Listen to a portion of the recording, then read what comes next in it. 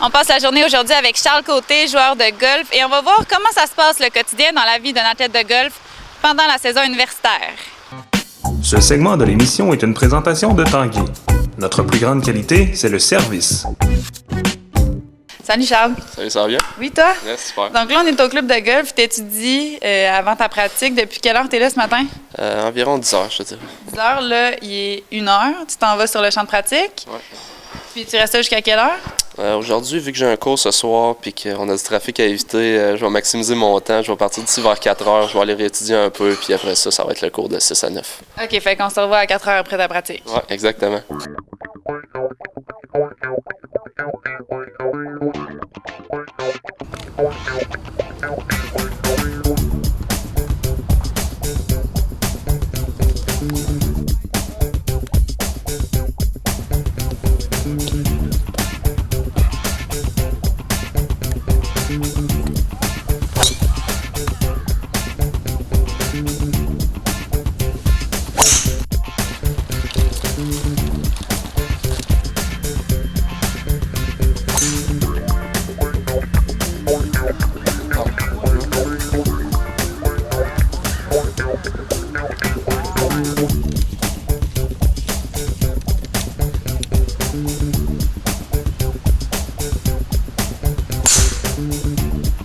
T'as les joueurs de hockey avec leur back coiffe, puis les joueurs de golf, nous autres, on a les queues de rat, les gros pads, les molettes, on tourne là-dedans, puis on se fait bien du fun avec ça.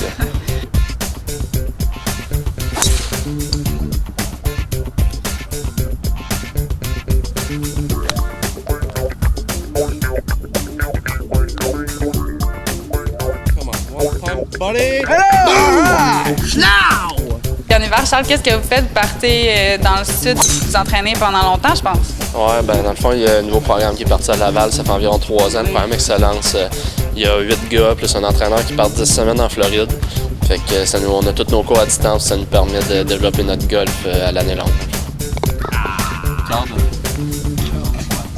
Cœur de boîte. Charles, petit changement de plan. On a fait une ronde de golf finalement, 9 trous. Là, qu'est-ce qu'on fait maintenant? Ben là, on est dans le cœur du trafic, fait que là, on partira pas tout de suite, on va aller souper, après ça, on prend notre auto, on s'en va à l'université, un peu d'études, puis un cours de 6 à 9. Parfait, donc là, on s'en va direction Subway. Exactement. Parfait. C'est bon,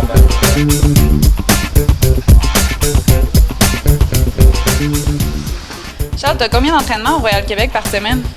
C'est tout dépendant. Quand on joue des tournois, on a 2 entraînements. S'il n'y a pas de tournoi cette semaine-là, c'est 3 entraînements minimum, des fois plus, dépendant de la charge de cours qu'on a rattrapé. Fait que la route dans le trafic qu'on vient de faire, là, t'as fait souvent?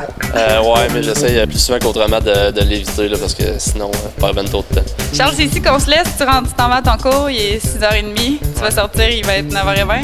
Exactement. Ça fait une grosse journée. Merci beaucoup de nous avoir permis d'être accompagnés. Ben, pas de tout, ça a été mon plaisir. Super belle journée.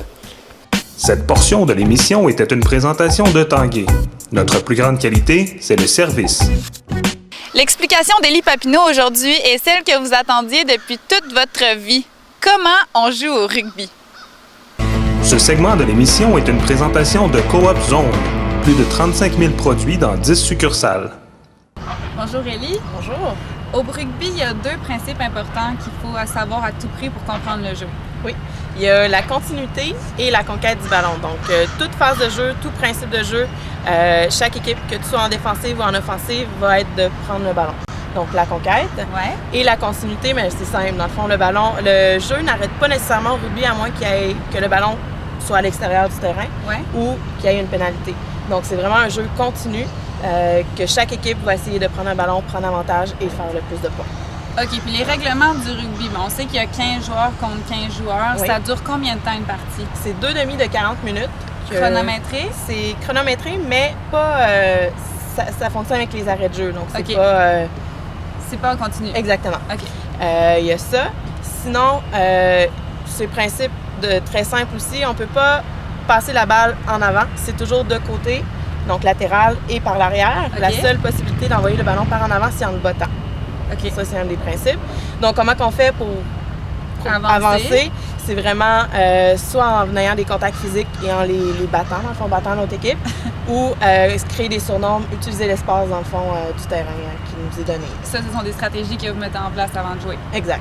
Puis la défensive aussi, vous n'avez pas le droit de faire des plaqués à ceux qui n'ont pas le ballon, c'est Exact. ça? C'est simplement le porteur du ballon. Okay. On ne peut pas bloquer comme au football. Donc ça, c'est toujours une pénalité lorsque quelqu'un fait ça. OK. Puis ensuite, là, c'est bien beau les règlements, on comprend un peu, mais comment on fait des points? C'est très simple. On peut faire un essai. Un essai, c'est relativement semblable à un toucher au football. OK. Donc ça, c'est 5 points. Donc ça, c'est attraper le ballon dans la zone des buts. Pas nécessairement. C'est de prendre le ballon, traverser la zone des buts, mais il faut faut toucher le sol avec le ballon de façon contrôlée. Donc ça, c'est un essai. C'est pas simplement là, de traverser la ligne et que c'est fini. C'est vraiment d'aller le porter au sol de façon contrôlée. Il faut le maintenir au sol. Exact. Ça vaut combien de points? 5 points. OK. Puis ensuite, il y a un botté, un peu comme la transformation au football. Bien, nous, on l'appelle la transformation aussi. C'est valide pour 2 points. C'est le même principe, donc il faut que le ballon traverse entre les poteaux. Les 2 poteaux. Mais la particularité, c'est que si, admettons, notre joueuse fait un essai, donc score, dans le coin droit, le botté va se faire du coin droit. Donc, c'est toujours de où le ballon a été déposé. OK, c'est pas toujours du centre, exact. dans la ligne de 30 verges. Exact. Fait que ça fait des bottées, des fois, qui sont très, très compliquées. C'est très... en angle. En angle, exactement. Corrige-moi si je me trompe, mais tout le monde pense que le rugby, c'est toujours une pile de filles. Veux-tu t'éclaircir un peu comment ça fonctionne? Je sais qu'il y a la mêlée. Dans quelle situation on fait quoi, en fait? Okay. Dans le fond, la mêlée, c'est lorsqu'il y a eu une pénalité, soit un en avant ou... Une passe en avant quand tu dis. Exactement, une passe en avant.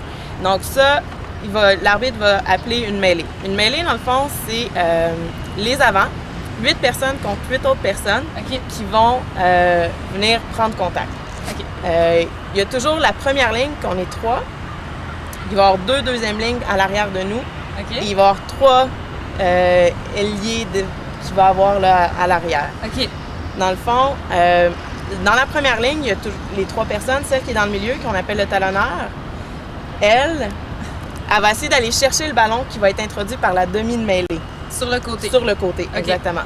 Donc, nous, après ça, les 8 avant qui sont dans la mêlée vont essayer d'aller, dans le fond, à la conquête du ballon. Donc, vraiment essayer de pousser contre l'autre équipe pour que le ballon puisse sortir à l'extérieur, que la demi-mêlée le prenne et que le jeu continue par la suite. OK, donc si on récapitule, le ballon est inséré sur le côté. Le talonneur, qui est un peu la poule, si on peut dire, lui essaie de pousser le ballon par en arrière. Exact. Et pendant ce temps-là, tout le monde pousse, donc le ballon va sortir en arrière. Exactement. Si, par exemple, c'est le demi de mêlée, c'est comme ça qu'on appelle ça, qui l'insère de ton équipe, est-ce que c'est absolument ton équipe qui va avoir le ballon? Pas nécessairement. Si l'autre équipe est plus forte ou que la talonneuse de l'autre côté est plus habile, va le chercher, ça peut sortir de l'autre côté aussi. OK. Ensuite, il y a d'autres choses aussi. Il n'y a pas seulement... Donc, quand une pénalité, c'est une mêlée. Quand on arrête la progression de la joueuse, par exemple, qu'est-ce qui se passe? Il peut y avoir 2 façons, en fait. Il peut y avoir ce qu'on appelle un maul, qui est lorsqu'une personne va être arrêtée, mais qui va être debout. Donc, elle ne sera pas mise au sol. Ça, il va y avoir des personnes qui vont essayer... la personne va être arrêtée, mais les gens de son équipe vont quand même essayer de progresser encore sur le terrain pour que et arracher le ballon pour que le ballon puisse ressortir au bout. Là. Sinon, il y a le rock qui, lui, c'est le même principe qu'un maul, mais le ballon va être mis au sol. Et le ballon va être à terre. Les personnes vont aller par-dessus la personne. La fille, dans le fond, est en dessous du tas, là. Oui, exactement. Elle place le ballon parce qu'on n'a pas le droit... Un autre principe aussi, on n'a pas le droit de jouer le ballon à terre. Donc, lorsque le ballon est au sol, la personne ne peut pas jouer avec ses mains, c'est juste avec les pieds. Fait qu'elle a été mobilisée, puis tout le monde va par-dessus. Par-dessus pour prendre que le ballon aille du côté de notre équipe et que la demi-mêlée encore ou une autre personne, là, ça peut dépendre, puisse ressortir le ballon aux arrières et que le jeu continue. Merci Ellie. Maintenant que vous comprenez le rugby, il y a un match très important ce week-end contre les championnes provinciales Concordia. C'est ici au PEP. Soyez là, venez encourager votre équipe et si vous avez des questions, Ellie va être disponible pour répondre après le match. Cette partie de l'émission était une présentation de Coop Zone. www.zone.coop. La période de questions vous est présentée par la boutique Rouge et Or. Ce qui me frustre, c'est pas avoir une réponse à une question. Le monde qui marche à gauche dans la rue. Qui me frustre. Qu'est-ce qui me frustre? Ben, j'aime vraiment pas ça quand tu roules en auto puis un piéton qui s'approche, qui essaie d'anticiper quand tu passes puis il arrive vraiment pas, ça me gosse. De perdre. Être pogné dans le trafic. Je dirais être en retard. Les gens qui répondent pas au téléphone quand on les appelle. Trafic. Me cogner le petit doigt ou le petit orteil. Des questions que je pourrais pas répondre, peut-être? On retrouve Stéphane Jobin pour les résultats de la semaine. Bonjour Stéphane. Bonjour Adrienne. Beaucoup d'actions pour nos clubs en fin de semaine, à commencer par le soccer vendredi soir. Exactement, les Carabins de l'Université de Montréal qui étaient de passage au PEPS pour affronter le Rouge et Or. Belle victoire des hommes, 2-0 contre les Carabins vendredi soir. Cette victoire leur permettait de grimper au premier rang du classement du RSEQ. Et puis dimanche après-midi, le Rouge et Or a également vaincu le Vert et Or de Sherbrooke par la marque de 2-0. Donc consolide leur avance en première place. Donc très belle fin de semaine pour les hommes. Du côté des femmes, ça a été un petit peu plus difficile vendredi soir, défaite de 3-2 contre Montréal, mais Montréal a une grosse machine là, du côté de l'équipe féminine. Et puis dimanche après-midi, match nul de 1-1 contre le Vert et Or à Sherbrooke. Donc les filles sont 5e au RSEQ.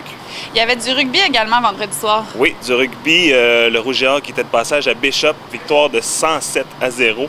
Dans la victoire, Geneviève Thibault, 5 essais, 25 points, donc belle performance. 107 points, ça c'est le plus gros écart dans l'histoire du Rouge et Or. En 2009, Laval avait vaincu Sherbrooke 111-5 pour une différence de 106, mais 107 points, là on a établi un record. Un nouveau record pour nos filles rugby. Et les garçons ont bien fait aussi au football dimanche après-midi. Oui, victoire de 37-4 contre Concordia.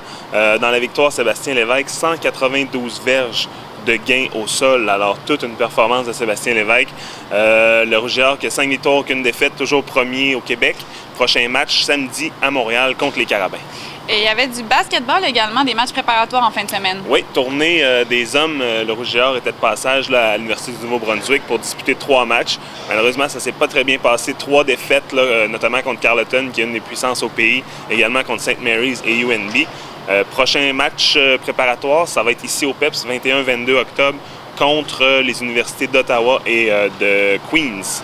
Et à noter pour la fin de semaine prochaine, il y a du cross-country à domicile ici. Oui, cross-country sur les plaines d'Abraham, c'est une des épreuves là, de la saison régulière de cross-country universitaire au Québec.